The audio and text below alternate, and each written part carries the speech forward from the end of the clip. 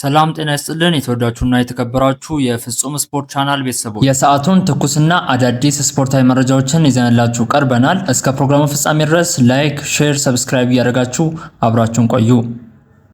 በፕሪሚየር ሊግ መርሃ ግብር ማንቸስተር ሲቲ ሊድስ ዩናይትድን 1-0 ሊያሸንፍ ችሏል። ማንቸስተር ሲቲን ብቸኛ የድል ግብ አንቶኒ ሴሜንዮ አስቆጥሯል።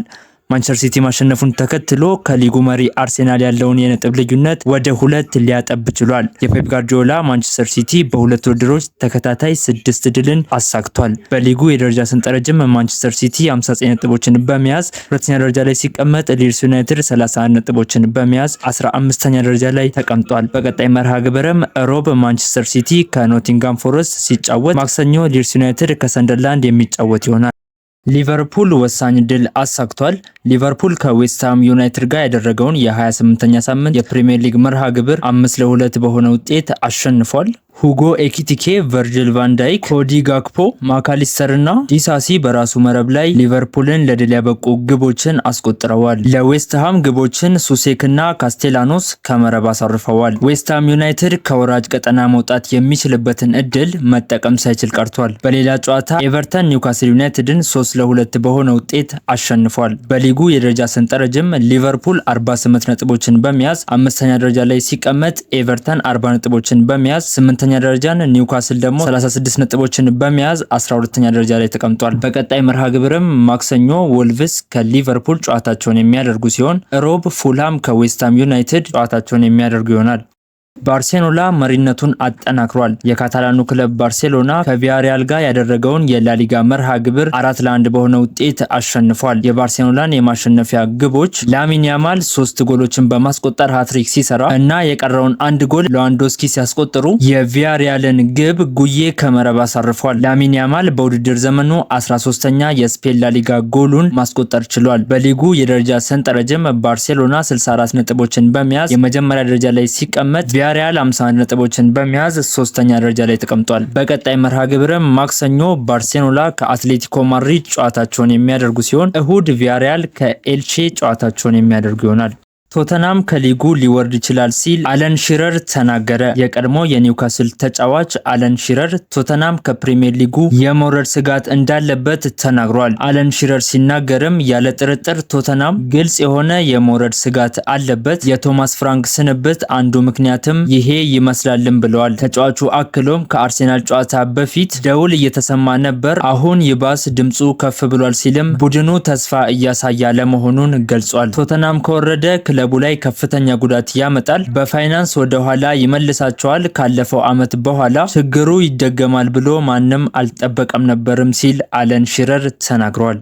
የአልናስር ጨዋታ ሊራዘም መሆኑ ተገለጸ። በመካከለኛው ምስራቅ በተፈጠረው ግጭት ተከትሎ የኤሲያ ሀገራት እግር ኳስ ውድድሮች ሊራዘሙ መሆኑ ተገልጿል። የተፈጠረውን ግጭት ተከትሎ በርካታ የቀጠናው ሀገራት የአየር ክልላቸውን የዘጉ ሲሆን፣ አየር መንገዶችን በተለያየ ከተሞች በረራ አቋርጠዋል። ይህንንም ተከትሎ የኤሲያ እግር ኳስ ማህበር ጨዋታዎችን ለማራዘም ውይይት መቀመጡ ተዘግቧል። በዚህም ምክንያት የሮናልዶ አልናስር ዱባይ ላይ ከአልዋሊስ ሊያደርጉ የነበረው ጨዋታ ሊራዘም መሆኑ ተዘግቧል።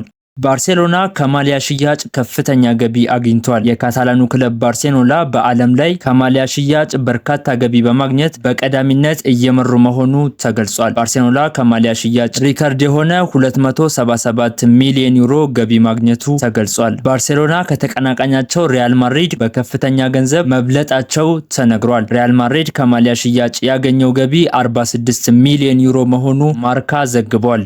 ፒኤስጂ ጨዋታው ተራዘመለት። የፈረንሳዩ ክለብ ፒኤስጂ ለቼልሲ ጨዋታ ዝግጅት እንዲያግዘው ከናንተስ የሚያደርገው ጨዋታ እንዲራዘምለት ጠይቆ ነበር። ጨዋታው ፒኤስጂ ከቼልሲ በሚያደርገው የደርሶ መልስ ጨዋታ መሃል ላይ ሊደረግ መርሃ ግብር ወጥቶለት ነበር። የፈረንሳይ እግር ኳስ ፌዴሬሽን የፒኤስጂን ጥያቄ በመቀበል ጨዋታውን ለሌላ ጊዜ አራዝሞታል። ናንስ በበኩሉ ፒኤስጂ ያቀረበውን ጥያቄ መቀበላቸው ተዘግቧል። ይህንንም ተከትሎ ፒኤስጂ ከመጀመሪያው የቼልሲ ጨዋታ እስከ መልሱ ጨዋታ የ1 ሳምንት እረፍት ያገኛሉ። ባርሴሎና ራሽፎርድን በቋሚነት ሊያቆይ ነው። የካታላኑ ክለብ ባርሴሎና ማርከስ ራሽፎርድን በቋሚነት ለማስፈረም በውይይት ላይ መሆኑ ተገልጿል። ባርሴሎና ራሽፎርድን ከማንቸስተር ዩናይትድ በ30 ሚሊዮን ዩሮ የመግዛት አማራጭ ባለው ውሰት ማስፈረሙ ይታወሳል። የባርሴሎናው ስፖርቲንግ ዳይሬክተር ዴኮ በዚህ ሳምንት ከተጫዋቹ ወኪሎች ጋር ጥሩ ንግግር ማድረጋቸው ተገልጿል። ሁለቱም ወገኖች በቀጣይ ክረምት ዝውውሩን ቋሚ ለማድረግ በቃል ደረጃ መስማማታቸው ተሰምቷል። ባርሴሎና ተጫዋቹን 30 ሚሊዮን ዩሮ ለማንቸስተር ዩናይትድ ለመክፈል ማሰቡ ተጠቁሟል። የዝርዝር ሂሳቡ ለ3 ዓመታት ተከፋፍሎ በየዓመቱ 10 ሚሊዮን ዩሮ እንደሚከፈል ዘ አትሌቲክ ዘግቧል። የዩናይትድ የወሩ ምርጥ ተጫዋች ታውቋል። በአሰልጣኝ ማይክል ካሪክ የሚመሩት ማንቸስተር ዩናይትዶች የወርሃ የካቲት የወሩ ምርጥ ተጫዋች ይፋ አድርገዋል። በዚህ መሰረት የፊት መስመር አጥቂ ቤንጃሚን ሴስኮ የወሩ ምርጥ ተጫዋች ተብሎ መመረጥ ችሏል። ቤንጃሚን ሴስኮ በወሩ ለማንቸስተር ዩናይትድ ተቀይሮ እየገባ ባደረጋቸው ጨዋታዎች 3 ጎሎችን አስቆጥሯል።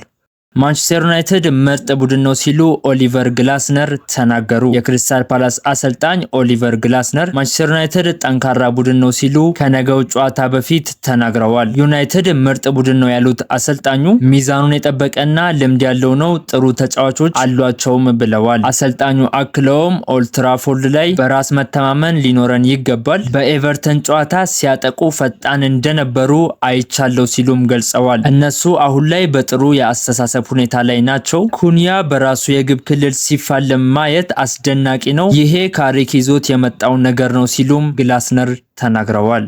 ኢንተር ሚያሚ በነጩ ቤተመንግስት ይገኛሉ። ኢንተር ሚያሚ ቀጣይ ሳምንት ሐሙስ የአሜሪካ ሜጀር ሊግ ሶከር ዋንጫ ድሉን ለማክበር ወደ ነጩ ቤተመንግስት ያቀናል። በጉብኝቱ አርጀንቲናዊው ኮከብ ሊዮኔል ሜሲ መገኘት አለመገኘቱ እንዳልተረጋገጠ ተገልጿል። ሊዮኔል ሜሲ የሚገኝ ከሆነ ለመጀመሪያ ጊዜ ነጩን ቤተመንግስትና ፕሬዝዳንት ዶናልድ ትራምፕን የሚያገኝ ይሆናል። ክለቡ በዕለቱ በነጩ ቤተመንግስት ለመጀመሪያ ጊዜ ያሳካውን የዋንጫ ድል ያከብራል ተብሎም ይጠበቃል።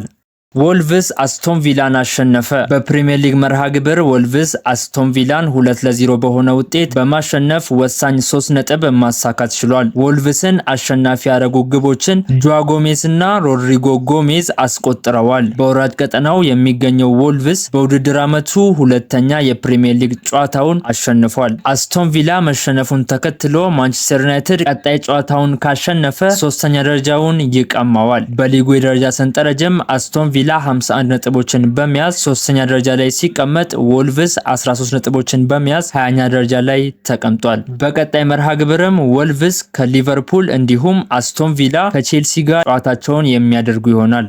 ለሰዓቱ ያጠናከርናቸው ዜናዎች እነዚህን ይመስላሉ። አብራችሁን ስለቆያችሁ ከልብ አድርጌ አመሰግናለሁ። መልካም ቀን ተመኘውላችሁ።